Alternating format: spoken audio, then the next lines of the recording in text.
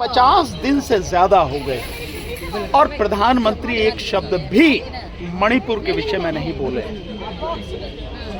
और मन की बात जो कार्यक्रम उन्होंने किया उसमें भी एक शब्द नहीं बोले। मन की बात में तो बोल ही सकते थे, वहां तो कोई सवाल करने वाला ही नहीं।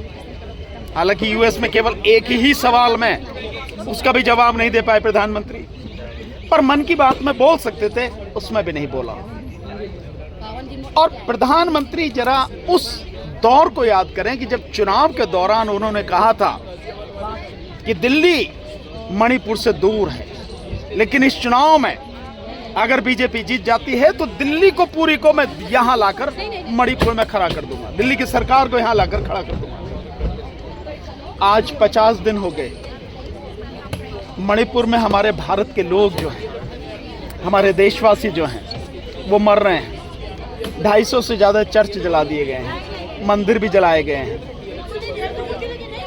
हजारों घर जला दिए गए हैं, करीब 300 से ज्यादा लोग मारे गए हैं। वो कौन है? वो हमारे अपने भाई बहन हैं, हमारे अपने बच्चे हैं, इस देश की संतान है। क्या प्रधानमंत्री के पास 5 मिनट का समय नहीं है बोलने के लिए? क्या प्रधानमंत्री के पास में एक दिन नहीं है मणिपुर जाने के लिए, ताकि वहां जाके उस समस्या का समाधान कर सके? और कोई भी इस बात को कैसे गले उतार लेगा कि इसमें सरकार शामिल नहीं है, कि वहां पर जो हथियार हैं लोगों के पास, जो बीजेपी समर्थित लोग हैं, जो आरएसएस के लोग हैं, उनके पास जो हथियार हैं, पुलिस के हथियार हैं, प्रशासन से छीने गए हथियार, कहां से आ रहे हैं? वो छीने गए हैं, दिए गए हैं, या फैसिलिटी उन्हें प्रोवाइड कराई गई कि भाई छीन लो, ले जाओ इसको, ताकि ऐसा लगे छीन लिए हैं। नाम जो सामने आ रहे हैं सबको मालूम है, राम माधव का नाम सामने आ रहा है, असम के मुख्यमंत्री हेमंत विश्व शर्मा का नाम सामने आ रहा है, मुख्यमंत्री बीरेंद्र सिंह तो है ही, प्रधानमंत्री, गृहमंत्री जाते हैं, उनके पहले भी हिंसा होती है, लोग मारे जाते हैं, गृहमंत्री वहां होते हैं, उस समय भी हिंसा होती है, और गृहमंत्री के आने के बाद भी लगातार हिंसा हो रही है। क्या कर रही है सरकार? सरकार आखिर कर क्या रही है? तो बहुत स्पष्ट है, ये सब कुछ मोदी सरकार का कराया हुआ नरसंहार है। मैं इसको नरसंहार ही बोलूंगा। चाहे वो कुकी हो, चाहे नागा हो, चाहे मैतेई हो, वो सारे भारतीय हैं, हमारे अपने भाई हैं। वो अगर किसी की भी जान जा रही है, किसी वजह से भी जा रही है, उसको रोकना, लॉ एंड ऑर्डर को बिल्कुल दुरुस्त करना सरकार की जिम्मेदारी है, शांति बनाना सरकार की जिम्मेदारी है। सरकार के पास सब कुछ है, पैरामिलिट्री फोर्सेज है, 65,000 फोर्सेज वहां पे पड़ी भी हैं। क्या कर रही हैं 65,000 फोर्सेज?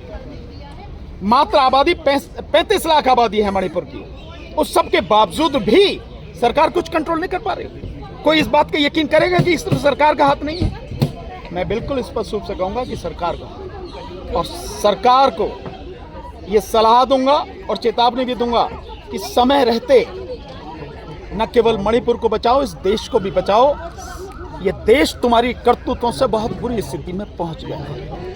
सरकार को सोचना चाहिए, और सोचना नहीं, काम करना चाहिए, ताकि मणिपुर में शांति व्यवस्था बहाल। सर, कई लोग ऐसे भी देख रहे हैं इसको कि 2024 के जो चुनाव है उसकी पटकथा लिखी जा रही है, कैसे देखते हैं इसको?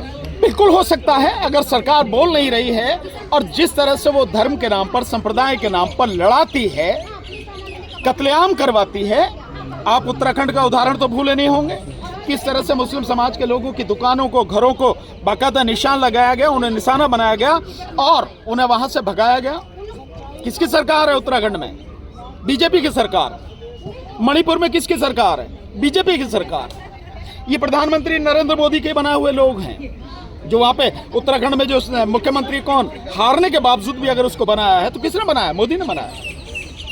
मोदी जी तो अपने ही लोगों को नहीं बचा पा रहे, उनके मंत्री और जो तमाम लोग हैं वो हाथ खड़े कर चुके हैं। देखिए, मोदी की तरफ से चाहे कोई कितना ही भी सगा उसका हो, उससे मोदी के मतलब उसके मरने पे मोदी को कोई फर्क नहीं पड़ता। मोदी की सत्ता और भविष्य में जो 2024 का चुनाव है उसमें वापस वो सत्ता में आ जाए, ये सब कुछ बरकरार रहना चाहिए। मोदी का केवल इतना ही मकसद है, इसके अलावा कुछ नहीं है। पूरा देश तबाह हो जाए उससे कोई फर्क नहीं पड़ता, और देश तबाह हो रहा है, लगातार हो रहा है। लगातार हिंसा हो रही है, लगातार लोग मारे जा रहे हैं, सरकार क्यों नहीं बोल रही? अगर 80 लाख लोगों को आप जम्मू एंड कश्मीर में आप बंदी बना के पूरी तरफ से फौज के हवाले कर सकते हो, 1 साल तक उन्हें बंदी बना के रख सकते हो। मणिपुर में तो 35 लाख लोग ही हैं, केवल इतनी सी आबादी, जरा सा है, 2 ही तो वहाँ से MP आते हैं, 60 MLA, छोटा सा स्टेट है, क्यों नहीं कंट्रोल कर सकते? आप अगर कंट्रोल करना चाहें तो, सरकार कंट्रोल करना चाहे तो, लेकिन जब राम माधव जैसे जो RSS से निकल के BJP में आया और गृह मंत्री, प्रधानमंत्री और मुख्यमंत्री, 2 स्टेट के मुख्यमंत्री जब इसमें इन्वॉल्व हैं हिंसा कराने में, तो हिंसा रुकेगी कैसे? जो कम्युनिटीज है वो नहीं समझ रही हैं सर, क्या कहना चाहेंगे उन कम्युनिटीज को? कौन समझाने वाला है? कोई समझा रहा है क्या? समझाने के लिए कोई प्रयास किया गया? कोई शांति समिति बनाई गई क्या? भाई दोनों तरफ के, ऐसा नहीं है, दोनों तरफ के लोग, ठीक है आज आमने सामने घृणा नजर आ रही है, लेकिन इन्हीं सब में दोनों तरफ से आप देखेंगे तो ऐसे लोग हैं जो किसी कीमत पर हिंसा नहीं चाहते। मैं मैतेई लोगों से भी मिला हूं, वहां से भी कई लोगों का डेलीगेशन आया, वो भी प्रधानमंत्री से मिलना चाहते थे। 60-70 महिलाएं आई, स्पेशली महिलाएं आई, वो मिलना चाहती थी, समय नहीं दिया प्रधानमंत्री मिलने का। और आप देख रहे हैं कि जो 10 विपक्षी दल हैं वो भी मिलना चाह रहे हैं, प्रधानमंत्री से समय लेने का प्रयास कर रहे हैं, अभी तक प्रधानमंत्री समय नहीं दिया। क्यों नहीं समय दिया? क्या दिक्कत है प्रधानमंत्री को? ऐसा क्या काम करे प्रधानमंत्री? विदेश दौरे पे है प्रधानमंत्री। विदेश दौरे पे तो अब गए 21 तारीख से, 21 से 24, वो आज खत्म हो जाएगा, कल यही होंगे प्रधानमंत्री। इससे पहले क्या था? इससे पहले समय नहीं था मन की बात करने के लिए? अगर प्रधानमंत्री के पास समय है तो और जो जरूरी काम है, मन की बात से ज्यादा जरूरी काम है ना, मणिपुर की हिंसा रोकना, वहां पर खून खराबा रोकना, लोगों में विश्वास जगाना, शांति व्यवस्था बहाल करना, प्रशासन को बहाल करना, किसकी जिम्मेदारी है? गृह मंत्री जो अभी विपक्षी दलों की मीटिंग कर रही है, मतलब मणिपुर के इशू पर मीटिंग है, किन की है मुझे तो पता नहीं। विपक्षी दलों की मीटिंग कौन विपक्षी दल कौन से हैं? जो यहाँ के विपक्षी दल हैं या मणिपुर वाले विपक्षी दल हैं? तो उनसे मीटिंग करने से क्या होगा? विपक्षी दल तो पहले से कह रहे हैं हिंसा तुम करा रहे हो, तो उनसे मीटिंग करने के बजाय सरकार को जो कदम उठाने चाहिए वो कदम उठाए सरकार, वो जरूरी है और वो कदम सख्ती से। लेकिन जब सरकार ही हिंसा कराने पर तुली हो तो उसे रोकेगा। सर, एंटी कन्वर्शन बिल के बारे में 2 शब्द बताइए। देखिए, ये बिल्कुल गैर संवैधानिक है। संविधान में इस तरह की कोई व्यवस्था नहीं है। संविधान में व्यवस्था है कि इस देश में जितने भी धर्म के लोग रह रहे हैं उनको धार्मिक स्वतंत्रता है, वो अपने धर्म को जैसे चाहें मना सकते हैं, उसका प्रचार प्रसार जैसे चाहें वो कर सकते हैं। तो अभी जितने धार्मिक स्वतंत्रता, ये जितने भी जेल में हैं सब वो गैर कानूनी तरीके से हैं। लेकिन जैसे यहाँ पे आज सब लोगों ने मिलकर एक प्रोटेस्ट किया है, इन प्रोटेस्ट से काम नहीं चलेगा। प्रोटेस्ट करने पड़ेंगे बड़े, और सभी को शामिल होना पड़ेगा, और उसमें सभी मुद्दे जो हैं इकट्ठे लेने पड़ेंगे। वो ये कन्वर्जन का जो बिल, जहाँ भी बीजेपी के जो गवर्नमेंट हैं स्टेट्स में, वहाँ जो ला रहे हैं उनके खिलाफ भी लेना पड़ेगा। मणिपुर की समस्या लेनी पड़ेगी, उत्तराखंड की भी समस्या लेनी पड़ेगी। ये लव जिहाद के नाम पे जिस तरह की गंदगी पूरी फैलाई जा रही है, लोगों को मारा जा रहा है, घृणा फैलाई जा रही है, ये सब लेना पड़ेगा। बेरोजगारी का मुद्दा भी लेना पड़ेगा, सुरक्षा का मुद्दा भी लेना पड़ेगा। सारे जो किसानों के इशू हैं और जो अपने मजदूरों के इशू हैं, इन सबको इकट्ठा करना पड़ेगा और सभी को इकट्ठा होना पड़ेगा। पूरे देश में आंदोलन करना पड़ेगा। मैंने जो यहीं पे प्रोटेस्ट हो रहा था जब महिला पहलवानों का, मैंने उसमें ये बात कही थी कि सबको इकट्ठा होना पड़ेगा।